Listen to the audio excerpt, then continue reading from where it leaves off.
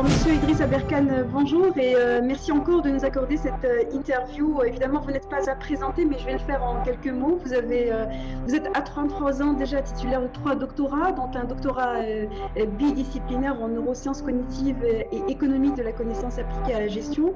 Vous êtes entre autres également président de la fondation BioNIRIA, une fondation suisse pour la bio-inspiration. Et puis, vous avez aussi à votre actif plus de 440 conférences à travers le monde. Vous êtes également venu en Algérie en faire. Vous êtes connu notamment pour un ouvrage traduit dans de nombreuses langues, Libérez votre cerveau. Voilà en quelques mots ce que je pouvais dire à propos de votre long CV. Évidemment, ce soir, nous parlons de la crise du Covid-19 dans laquelle vous avez été un acteur, notamment sur le plan médiatique en France. La question liée au traitement qui actuellement qui fait énormément débat. Nous allons entamer cette interview avec cette question. Au moment où on voit s'animer la scène politique et médiatique française autour de l'administration ou non, et de quelle manière de la chloroquine pour le traitement des malades touchés par le Covid-19, l'Algérie, elle, s'est engagée dans cette voie au bout de quelques semaines seulement, après la propagation de la maladie sur son territoire. Est-ce que vous pensez que les États qui ont opté très tôt pour cette solution ont bien fait? Oui, tout à fait. Vraiment, la France commence à recevoir des notes catastrophiques par les médecins indépendants qui établissent un classement des meilleures réponses. Et la France est un des cancres de la réponse à cette crise. Parce qu'on l'a vu, il existait énormément de conflits d'intérêts majeurs au sein du système décisionnel français. Ces conflits d'intérêts n'existent pas en Algérie et ils ont permis à la République algérienne de prendre des décisions beaucoup plus rapides et beaucoup plus sensées que les décisions ou leur absence dans le cas français. En particulier, on dit que le traitement à l'hydroxychloroquine, et en l'occurrence, c'est ce qu'on appelle même le protocole Raoult, c'est-à-dire hydroxychloroquine et azithromycine, 2 médicaments génériques qu'on trouve partout et qui sont prescrits librement depuis des décennies. On dit que ce traitement, ce protocole Raoult est controversé. Et c'est peut-être vrai à l'échelle du traitement, mais à l'échelle de décider s'il fallait l'appliquer ou pas, il n'y avait aucune controverse possible. Et le très grand spécialiste international de la prise de décision et des probabilités, Nassim Nicolas Taleb, qui est un des plus grands probabilistes au monde et un des grands spécialistes des décisions en temps de crise. On lui doit plusieurs ouvrages internationaux et il avait même prédit la crise de 2008. Bien, Nassim Nicolas Taleb, dès le début, avait dit c'est une décision qui ne se discute même pas.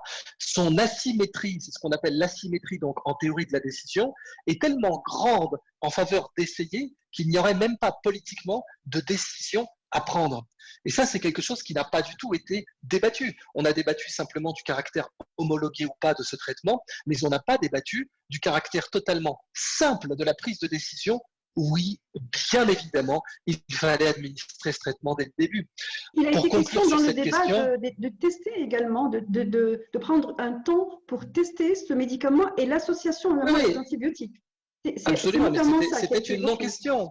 Oui, mais c'était une non-question et c'est ce à quoi Taleb avait répondu. C'était une non-question totale, puisqu'on aurait eu les résultats immédiatement si on l'avait déployé. Il suffisait de le déployer sur 5 paires d'hôpitaux. On faisait 5 hôpitaux sous protocole Raoult, 5 hôpitaux sous placebo éventuellement, même si ça pose un problème majeur du point de vue médical, hein, puisque donner un placebo quand on est convaincu qu'on a un traitement, c'est quand même un problème déontologique. Mais même en le faisant, on aurait pu connaître la réponse sous 5 jours. Cela n'a pas été fait et Nassim Nicolas Taleb a attaqué vertement ceux qui ont ralenti cette décision. Ce qui ressort des meilleurs éléments en matière de traitement de la crise, à savoir Taïwan, Singapour, Hong Kong. Il faut savoir que Taïwan et Hong Kong ont dû avoir moins de 6 morts à l'heure où je parle de toute la crise. Donc oui, ce virus aurait pu n'être qu'une simple grippe si on l'avait bien géré. Eh bien, ce qui ressort de ces pays-là, c'est qu'il fallait masquer, tester, tracer et traiter. Masquer dès le début, tester rapidement, tracer, savoir où sont les gens qui ont été testés positifs, savoir qui ils ont rencontrés, c'est ce qu'a fait Taïwan, et enfin bien sûr traiter. Donc le protocole Raoult arrivait en dernier, mais il était essentiel. Ce qui devait arriver le plus rapidement possible, c'était masquer, tester, tracer. Il est venu en fait pour colmater certaines défaillances de la gestion. Hein. On ne parle pas uniquement de la France, mais de plusieurs États. Absolument. Vers les tests. Et d'ailleurs, l'OMS a fortement alerté, peut-être un petit peu tard, les États en disant tester, plutôt plutôt que de voir ployer sous le poids de la propagation des systèmes de santé comme on a vu ça en Italie. Je vais reciter Nassim Nicolas Taleb concernant l'OMS. Taleb vient de signer quelques tweets assassins contre l'OMS où il a dit que l'OMS était une imposture, de façon aussi frontale que ça. Nassim Nicolas Taleb a utilisé le mot anglais fraud, qui veut dire imposture, en particulier parce que l'OMS avait prescrit de ne pas porter de masque et avait prescrit d'attendre des publications à un comité de lecture qui d'ailleurs existaient, si on avait analysé la littérature, même elles existaient, mais l'OMS a préconisé d'attendre des publications à un comité de lecture pour décider s'il fallait masquer la population ou pas, en particulier dans les grands centres urbains très connectés par leurs aéroports. Bien évidemment, il fallait le faire tout de suite sans attendre, et l'OMS là a commis une erreur tout à fait grave, et donc selon Taleb, cette erreur relève d'une imposture scientifique. C'est tout de même des mots très forts que je laisse à Taleb, mais je l'ai soutenu dans l'utilisation de ces termes, parce que réellement avoir dit qu'il n'était pas utile de se masquer au début de la crise n'est pas du tout pertinent de la part d'une organisation qui prétend être la garante des prescriptions médicales internationales. On sait que l'OMS a eu quelques conflits d'intérêts majeurs et on voit dernièrement que oui, elle a émis des prescriptions qui n'étaient pas dans l'intérêt des patients mondiaux. Alors, lorsqu'on écoute les différents médecins et spécialistes qui ne sont pas totalement acquis à la cause du traitement Raoul, il parle évidemment de conséquences, d'effets secondaires, d'une prescription qui doit être explicitement et seulement donnée par les médecins, ce qui est normal, hein, puisque ce sont des patients qui sont traités en milieu hospitalier. Ils évoquent uniquement l'aspect sécuritaire de la prise de la chloroquine, mais non pas de ses retombées. Est-ce que vous pensez que finalement, les arguments ne sont pas dits, ils sont cachés par les spécialistes et peut-être aussi par les politiques? Dans une crise, il y a un peu de tout. Il y a des gens qui savent ce qu'ils font, il y a aussi ce que l'on appelle des idiots utiles, c'est-à-dire des gens qu'on peut facilement manipuler en utilisant les bons leviers intellectuels. Or, la conformité est un puissant levier intellectuel. Le caractère, ce que j'ai appelé dans mes travaux le caractère premier de la classe, le syndrome du premier de la classe. Le syndrome du premier de la classe, c'est quand vous préférez un mensonge qui vous a été donné par la maîtresse plutôt qu'une vérité que vous avez trouvée tout seul. Ça, c'est le syndrome du premier de la classe. Le premier de la classe, entre mentir avec la maîtresse et avoir raison contre la maîtresse, il choisira toujours de mentir avec la maîtresse. Donc, c'est peut-être ça aussi qui a joué. Ce qu'il nous fallait, c'était des spécialistes de la décision, de la prise de décision. Je vais reciter le professeur Raoult quand on lui a parlé des effets secondaires de l'hydroxychloroquine et de l'azithromycine. Il a dit que ce sont des fantômes que l'on agite, puisque ces médicaments sont autorisés sur le marché depuis des décennies, et en l'occurrence pour la chloroquine depuis plus de 71 ans. Donc comment se fait-il qu'on s'intéresse en temps de crise? Aujourd'hui, on a dépassé les 4500 morts par jour dans le monde, 4500 morts par jour. Comment se fait-il qu'on s'intéresse spécifiquement à ce moment-là aux effets secondaires de médicaments qui ont été mis sur le marché avec l'homologation publique dans une centaine, peut-être même 200 pays? Pourquoi d'un coup vouloir refaire le protocole d'homologation en ce moment? C'est tout à fait étrange comme timing. Si ces médicaments étaient dangereux, c'est avant la crise qu'il aurait fallu le savoir et que les protocoles d'homologation auraient dû être interpellés. Cela n'a pas été le cas. On a réinterpellé sur les risques de la chloroquine et de l'azithromycine pendant une période où on montait à 4500 morts par jour. C'est tout à fait curieux. Nassim Nicolas Taleb l'a rappelé aussi, il a dit c'est tout à fait curieux. Ce que l'on doit observer, c'est que effectivement, d'une part, il y a eu un biais de conformité, et la conformité ne permet pas de prendre de bonnes décisions en temps de guerre, tout le monde le sait. Demandez à n'importe quel général, il vous dira que si vous restez totalement conformé en temps de guerre, vous êtes foutu. Il faut un petit peu d'innovation et d'initiative en temps de guerre. Eh bien, peut-être qu'il y a eu ça, le biais de conformité, mais je pense aussi sérieusement qu'il y a eu des conflits d'intérêts majeurs, car oui, certains laboratoires n'avaient absolument pas intérêt à ce que ce marché, appelons-le comme ça, c'est un marché, à ce que ce marché fût pris par des médicaments qui n'ont plus de marge, qui n'ont plus de propriété intellectuelle, qui sont très peu coûteux à fabriquer et qui sont génériques exactement, qui ne rapportent pas d'argent. Il est tout à fait exact, et on le voit par exemple quand on suit le cours en bourse de la société Gilead Science. Quand on suit le cours en bourse de la société Gilead Science, eh bien, on voit clairement qu'à chaque fois que l'hydroxychloroquine était rappelée comme efficace et était démontrée comme efficace dans des pré-tests, leur cours avait tendance à s'effondrer. Et donc, je peux conclure là-dessus sur le fait que tout de même, le patron d'une grande société pharmaceutique qui n'a pas d'intérêt particulier ni aux vaccins ni aux antirétroviraux en Suisse a dit clairement oui, l'hydroxychloroquine est de très loin le médicament le plus prometteur. Une dernière question par rapport au traitement. L'on voit que beaucoup de pays s'orientent vers la solution en tout cas, ils attendent imminemment la solution une solution qui permet donc de tester très rapidement, qui permet de tester via le sang, hein, si les patients ou si les personnes sont atteintes ou pas, de manière donc à gérer un peu mieux le confinement. Est-ce que l'on peut penser que l'on s'oriente justement vers un traitement de la chloroquine associée dans ce sens-là? Alors en France, c'est certain que non. Le protocole Discovery qui a été mené à l'initiative de la France, mais qui est nommément un protocole européen, ne testera pas le protocole Raoult. C'est tout de même une information que je dois transmettre à vos auditrices et auditeurs. Le test Discovery, dans lequel beaucoup d'argent du contribuable français va être investi, ne testera tout simplement pas le protocole Raoult. C'est quelque chose qui est très curieux. Et je pense que ça mériterait une enquête très sérieuse, parce que je ne comprends pas pourquoi ce test ne va pas tester le protocole Raoult, d'une part. Donc va-t-on s'avancer vers un déploiement du protocole Raoult? S'il vous plaît, le principe de ce test. Il va tester plusieurs molécules. Donc, c'est un test qui va tester plein de médicaments potentiels, dont l'hydroxychloroquine, mais il ne va pas la tester dans les conditions spécifiquement recommandées par Raoult, c'est-à-dire associées à cet antibiotique qu'est l'azithromycine, et puis en phase précoce de la maladie, puisque Raoult a démontré qu'en phase tardive de la maladie, ça ne sert plus à rien d'administrer de l'hydroxychloroquine et de l'azithromycine. Eh bien, le protocole Discovery ne va pas le tester. Et c'est pour ça qu'on peut soupçonner très fortement ce protocole d'essayer de décrédibiliser le protocole Raoult, puisqu'au fond, il sera en position de dire dans quelques semaines « Ah, nous avons testé la chloroquine, nous n'avons rien trouvé ». Bien entendu. Un peu comme si quelqu'un qui cherchait ses clés dans sa chambre, les cherchait, il les a perdues dans sa chambre, mais il les cherche dans la salle de bain. Il dit « Ah, j'ai rien trouvé dans la salle de bain, donc c'est bon, ces clés n'existent pas ». C'est une méthode très curieuse sur le plan intellectuel. Alors, évidemment, ce qui taraude les humains, hein, puisque l'on parle d'une pandémie, c'est bien entendu la durée de confinement. Tout le monde se pose la même question, jusqu'à quand cela va-t-il durer? À quel moment tout ce cauchemar va s'arrêter?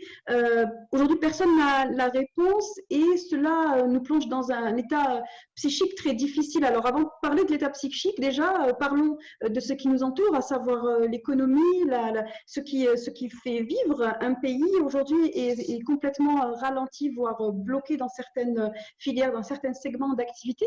Comment voyez-vous le fonctionnement des États, les fonctionnements économiques des États après le Covid-19? Il y a des États, alors je vais reprendre cet excellent terme de Nassim Nicolas Taleb, le concept d'antifragilité. Antifragilité.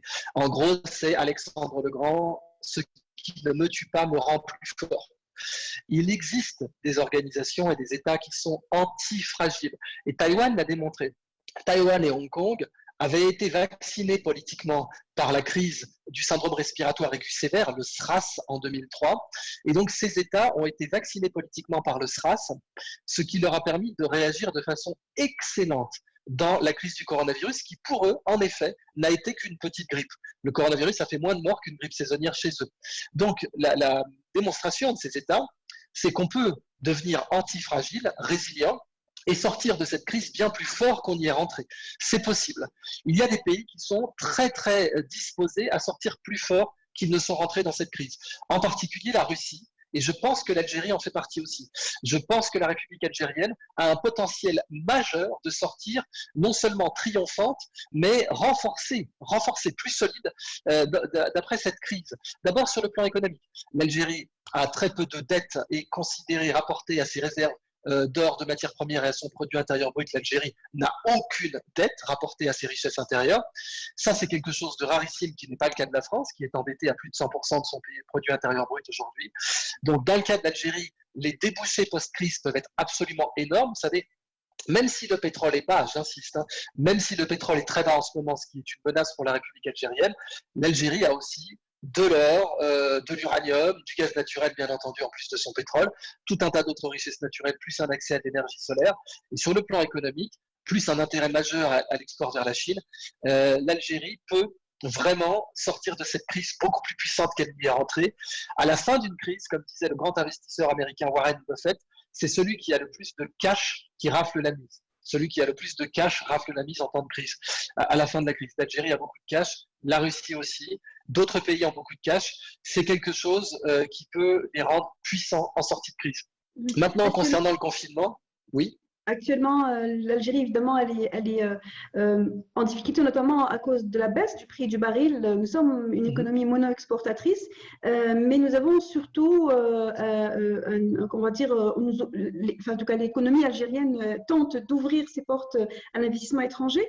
Est-ce que les économies, notamment européennes, vont revoir leur modèle économique? Je pense notamment à la délocalisation, relocalisation de leurs entreprises.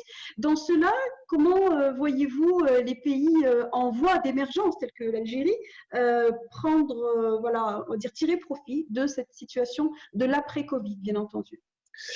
Comme je vous le disais, c'est avant tout une question de disposer de cash. L'Algérie est en position de garder des stocks stratégiques de pétrole et de ne pas les vendre actuellement au prix de marché qui n'est pas à son avantage, même si le pétrole algérien reste facile à extraire. On n'est pas sur le pétrole des gaz de schiste, le pétrole bitumineux du Canada et puis le pétrole des fonds schisteux américains qui, lui, nécessite un baril à au moins $60 pour être intéressant. L'Algérie peut vraiment constituer des réserves. Alors, concernant ce qu'on appelle l'offshoring ou le nearshoring, c'est-à-dire la délocalisation industrielle, oui, il va y avoir des conséquences, c'est certain. L'Union européenne qui est, comme dirait Macron, en état de mort cérébrale, même s'il l'a utilisé pour l'OTAN, ça s'applique tout aussi bien à l'Union européenne. Les pays de la zone euro vont revoir de façon assez décisive leur modèle de production économique. C'est tout à fait clair. Les pays de la zone euro vont revoir ce modèle. Donc, en ce sens, il y a de belles opportunités pour l'Algérie. Il peut y avoir un mouvement pour créer l'Afrique du Sud de l'Afrique du Nord. Qui créera l'Afrique du Sud de l'Afrique du Nord? Eh bien, un consortium d'intérêts communs, un consortium gagnant-gagnant d'intérêts communs qui enterrerait complètement les vieux démons de la guerre froide qui sont complètement passés. On est au XXIe siècle aujourd'hui. Eh bien, un consortium une très grande puissance régionale avec d'un côté l'énergie, de l'autre la production de valeur ajoutée, et ça pourrait offrir des débouchés absolument majeurs à l'économie maghrébine dans son ensemble. Revenons à présent à l'humain. Nous connaissons, enfin beaucoup de gens connaissent en tout cas votre potentiel à pouvoir convaincre les gens à s'élever vers le haut et à maîtriser ou à contrôler d'une certaine manière et positivement leur esprit. Aujourd'hui, l'esprit est torturé par un confinement auquel l'être humain n'est absolument pas habitué et il est bien parti pour durer aussi. L'on voit aussi dans beaucoup de sociétés de la violence émerger des foyers notamment. C'est quelque chose c'est un dommage collatéral du confinement qui est obligatoire. Est-ce que ce confinement peut affecter l'esprit de l'être humain et surtout à quel point il peut l'affecter et comment peut-on se gérer lorsqu'on est obligé de rester chez soi? Alors, vous l'avez dit, la première variable, c'est l'esprit. Comme le disait Abraham Lincoln, un être humain n'est jamais aussi heureux que son esprit le lui dit. On peut être dans une situation grave et on peut penser positivement. Je sais que ce terme a l'air très galvaudé, très superficiel, mais il est bien réel. Penser positivement est quelque chose d'essentiel, même au cœur d'une crise. On peut s'en sortir mieux que n'importe qui d'autre si l'on concentre son esprit sur des choses positives. Je vais vous donner plusieurs exemples. On a le témoignage d'une personne, j'ai oublié son nom, qui a été prise en otage, je crois que c'était en Amérique du Sud, et pendant sa prise d'otage, elle était donc dans une pièce, vous imaginez, grande peut-être comme 2 ou 3 cabines téléphoniques, et elle a dû rester comme ça, confinée dans une pièce qui faisait, elle est peut-être même 1 ou 2 cabines téléphoniques, elle pouvait difficilement s'y allonger pendant des semaines et des semaines, peut-être même des mois. Et cette personne avait trouvé une méthode dans cette situation dramatique pour rester positive et surtout ne pas s'effondrer mentalement. Elle imaginait être propriétaire d'une ferme. Et donc, elle imaginait avoir une ferme avec ses vaches, avec ses poules, avec ses légumes. Et tous les matins, alors ça structurait sa journée, elle se disait ça, ah là, c'est l'heure d'aller traire les vaches. Là, c'est l'heure d'aller chercher les œufs. Je m'imagine visuellement aller chercher l'œuf, aller caresser la poule, aller récupérer l'œuf. Je m'imagine en train de le casser, de me faire une omelette. Je m'imagine ensuite aller chercher le lait je m'imagine ensuite aller enlever les mauvaises herbes une par une de mes légumes. Je connais mes légumes, je peux dire lesquels j'ai, des courgettes, des aubergines, des tomates, et je connais le nom de mes poules, et je connais les noms de mes vaches. Et ça, c'est une d'ondes positives, enfin d'idées positives. Alors, c'est vraiment une méthode pour se distraire dans une situation très grave. La situation des gens actuels n'a rien à voir, évidemment, avec cette situation très grave qu'a vécue cette personne, avec cette prise d'otage. Mais ce que je veux dire, c'est qu'il est possible réellement, en se concentrant sur les opportunités, en se concentrant sur le fait d'être positif, de vivre et de sortir vraiment renforcé d'une crise. En grec, le mot crise, krinein, veut dire décider. Et donc une crise veut avant tout dire décide. Décide de qui tu es et de ce que tu vas faire pendant et après cette crise. Aucune crise n'est éternelle. Ça n'existe pas une crise éternelle. Toute crise a un début et une fin. Et donc en se concentrant sur la fin, on peut de façon très claire gérer une crise et en sortir beaucoup plus fort qu'on y est rentré. Merci beaucoup, Monsieur Idriss Aberkan, de nous avoir éclairé sur comment se gérer, puis aussi sur les questions un peu plus globales liées au Covid-19. J'espère vous retrouver bientôt pour une nouvelle interview. Au revoir. Au revoir.